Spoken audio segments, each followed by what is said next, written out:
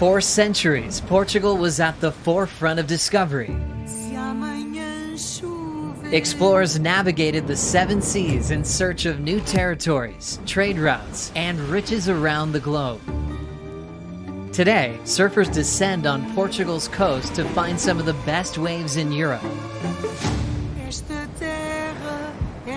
terra vai viver.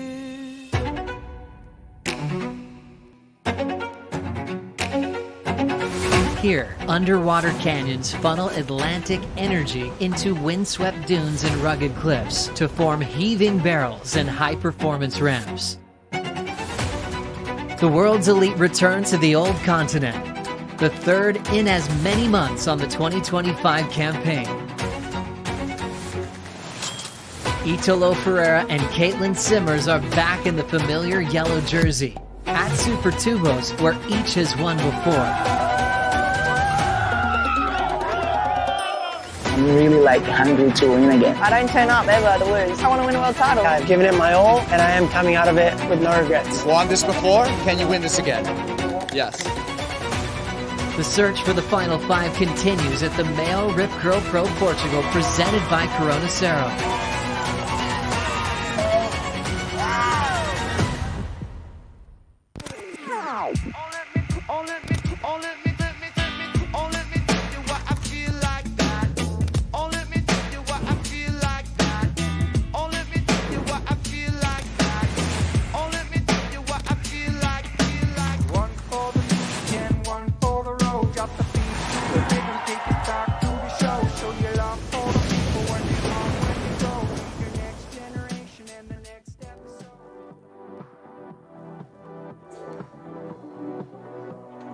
An active Atlantic Ocean has treated the finest surfers from across the world to some serious tubes over the last few days.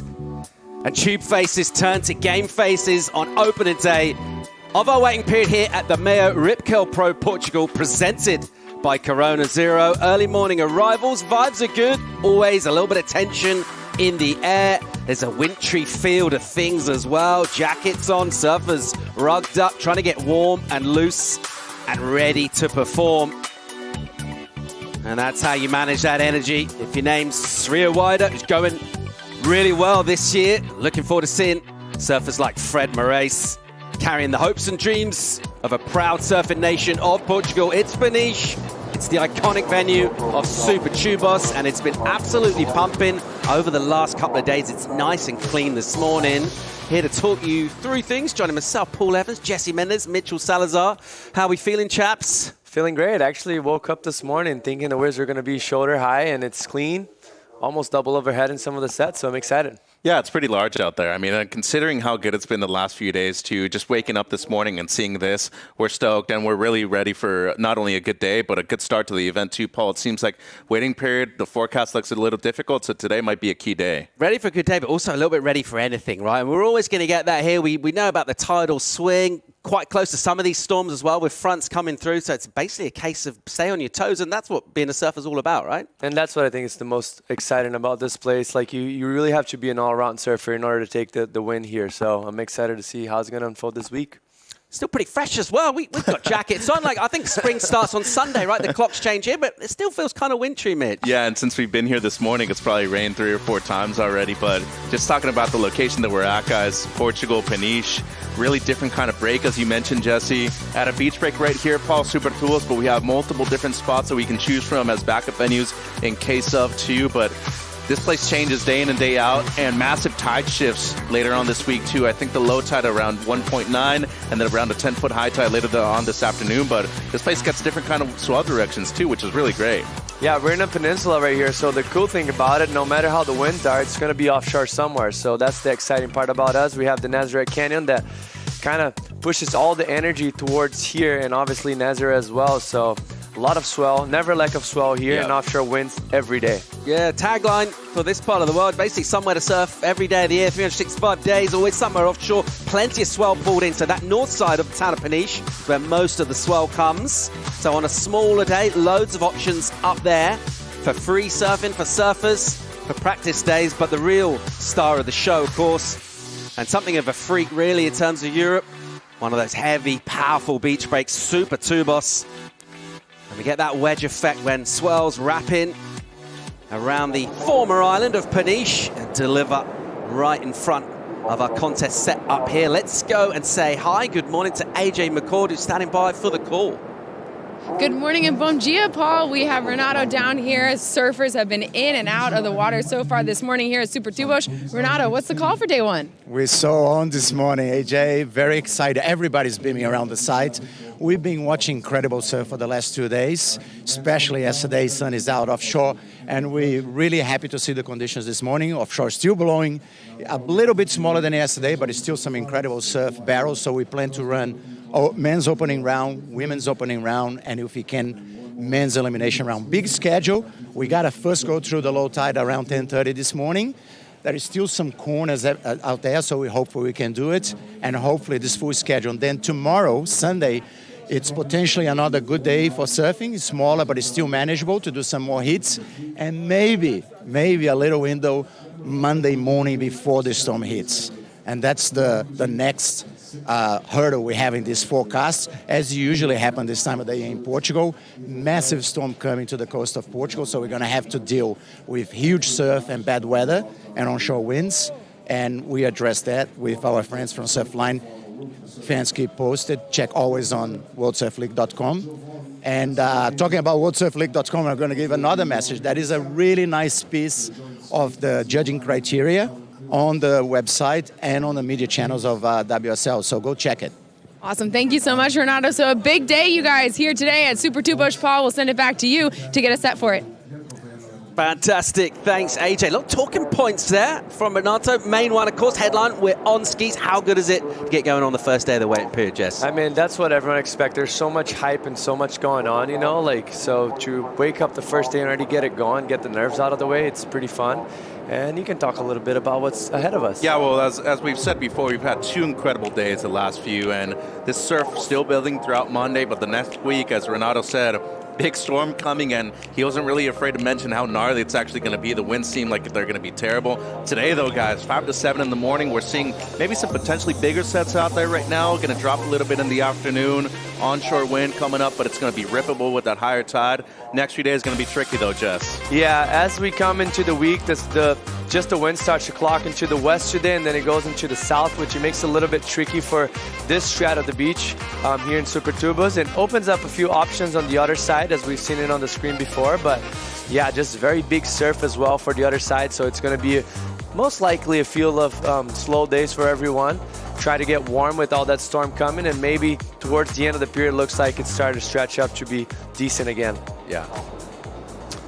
So that's how we're looking here in terms of our forecast. Plenty happening out there. I like that word, unruly, as well. So we're getting a lot of energy from a storm coming through right now. Real clean out there, looking delightful. We're on this morning for the men. That'll be coming up in a couple of minutes' time real soon, actually, to get things started. So far this year, someone we haven't seen, Crosby Colapinto, injured the elbow on the North Shore. Great news. Crosby's back here in Portugal. And what a place to kick off this 2025 campaign. Went all the way to semis last year, surfed real well for a great performance for the then rookie.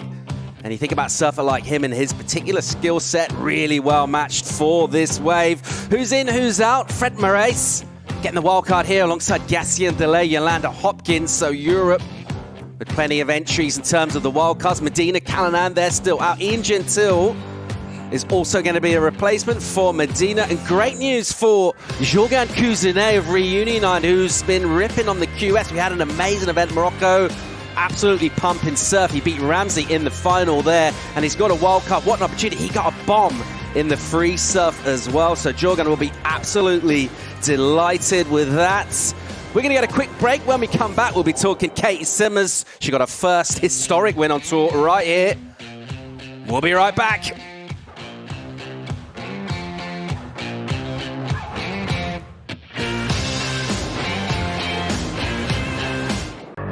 '17-year-old Katie Simmers 3, 2, and 1. wins the MEO Rip Curl Pro Portugal. Exciting rookie on tour. She's already won an event. How's this gem for Caitlin Simmers as she goes off the lip? How about Caitlin Simmers, Vivo Rio Pro champion? goes Katie Simmers pulling in. Huge backdoor section. Katie Simmers is your champion of the Lexus Pipe Pro. Katie Simmers has a section to work with, hits it off the top and rides away. She turns the final. Smashes that lip. Katie Simmers is your champ. Back to back here in Saquarema. Kate Simmers, world champ. Transition, that was a hammer. Scores in, Kate Simmers. She's queen of the desert here at Surf Abu Dhabi.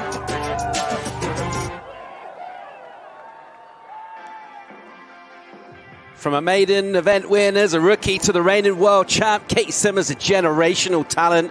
And it's been incredible to watch that story unfold. We're looking and hoping to see more of it from her. She's so good at this venue. Getting that first memorable win.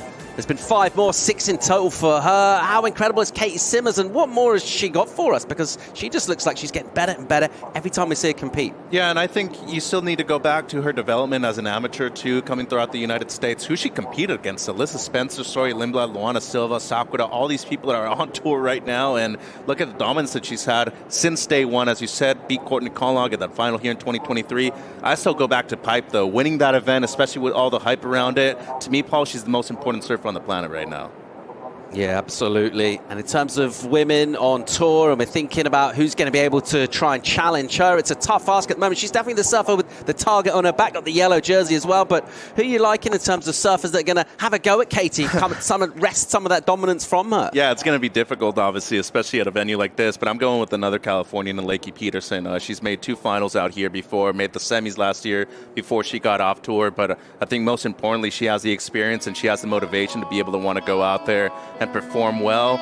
Working with Leandro Adora now, which I think is an excellent pairing for them. But, you know, the crew at Channel Islands have done some amazing work with Lakey throughout her tenure on the championship tour. I feel like not only is this a good spot on the forehand, but she's actually done very well on the backhand here, Jess. And to me, she's going to be really difficult to defeat. I mean, I have no doubt on that. And if I have to pick someone, I'm going to pick Molly. Like, we're obviously talking about Supertubos, massive tides, so conditions are constantly changing. And I think she's an all-around surfer that can swing both ways, backside and front side, good tube rider. And also, she went through like a tough moment throughout last year that she kind of went to like a bad rhythm. And she came out of that. So when you go to that deep end and you come out of it, seems like everything starts to flow your way, and even mistakes kind of turn up to be good to you in the heat. So I think she's in that moment, and she can capitalize on that here. Yeah, she's looking really relaxed at the moment as well, Molly, isn't she? She's got that kind of almost like that naughty look about her as well, where that confidence, you just feel like that's back. It's going to be really interesting to see how she can compete. Meanwhile, elsewhere, great news from our defending event champ here, Joanne Defay, announcing on social media that she's pregnant. So congratulations to her and her partner, Simon. Let's go down and hear from AJ with some more insights about Joanne. Thanks, Paul. What a difference a year can make. This time last year, Joanne Defay getting chaired up the beach here at Supertubos for a win that she called so incredibly special. And now this year, coming in with another very special time in her life as she and her partner get ready to welcome their new child into the world. She's competing now in her 2nd trimester here at Supertubos. I caught up with her yesterday, and she said, of course, coming in this year, her mindset is a little bit different because being in her 2nd trimester, her body is starting to change, and so her paddling's a little different, the way she moves in the water is a little different, but it was really important for her to come here to Europe and make sure that she gets a chance to compete in front of this massive crowd that is essentially a home crowd for her here in Supertubos. And so she said coming back here, she really wants to make sure that she approaches that mindset just a little bit differently, but it is no different for her in terms of how she wants to compete in the water because she really wants to put on a show here in Europe. And she said that while it's the last event for her here of 2024, she has every intention of coming back once she and her partner welcome in their new child because she wants to come back and compete for a world title to prove that you can do both. She can have her career and become a mom. Incredible down the years, a happy hunting ground for the Brazilians, the likes of this guy, Italo. He's in absolutely deadly form at the moment. When we come back, we'll be talking Brazilians. Stay tuned.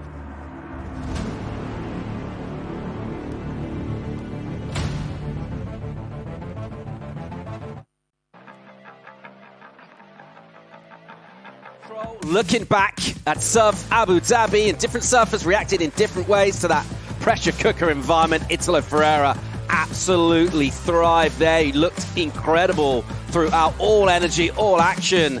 Massive maneuvers on demand from him, and back in the yellow jersey.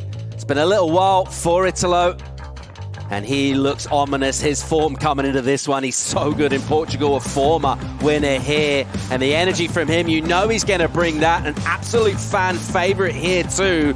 Having a look at some of the numbers for him in yellow, and he's back in it. It's been a little while, over nearly 4 years. Bit of a surprise, Jesse.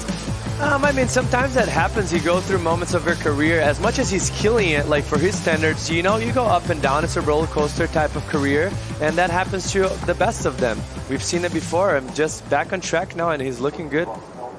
What I will say, though, it is surprising that there's only been 6 events where he's been wearing the yellow jersey.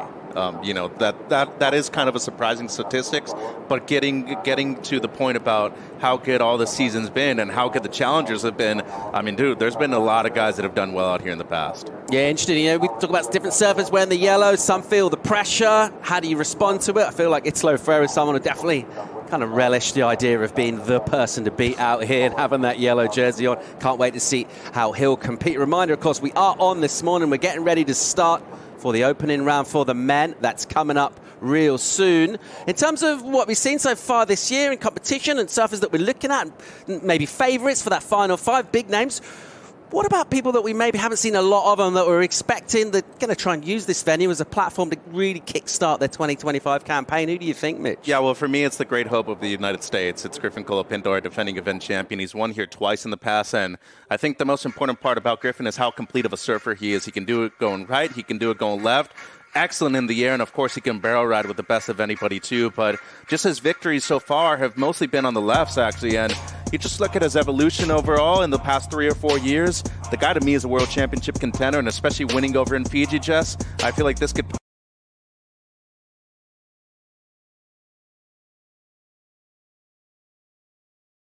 He usually starts a bit slow. Like we've seen it last year, he almost didn't make the cut, but this year he's already better.